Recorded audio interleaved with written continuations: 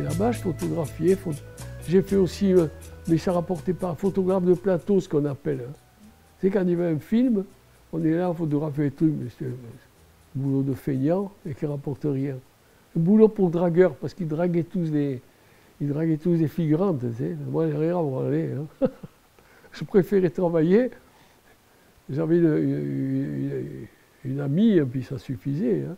Mais bon, c'était pas tellement rentable. Tu sais. On faisait des photos, puis les journaux, ils vous payent très mal. Hein. Mais ça m'intéressait à voir. Alors j'avais un Volkswagen camping-car, je couchais dedans. Voilà. Et puis au bout de 3 semaines, j'ai dit, on en est marre. Là, j'ai commencé à faire des films aussi. J'ai montré les caméras. Les films sur la danse. Hein. Beaucoup de films sur la danse. Avec Lisette d'Arsomal, qui était danseuse d'opéra. Et puis Michel Renaud. Alors j'avais loué des studios. On pouvait louer à Victonie, un studio à la journée.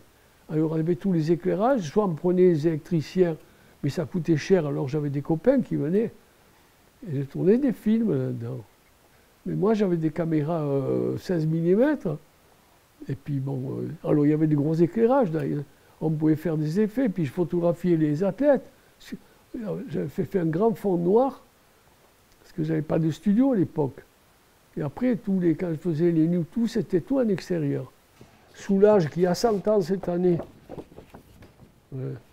Ouais. C'était moi, 17 d'Arsombal à l'époque. Ça, c'était pendant un film.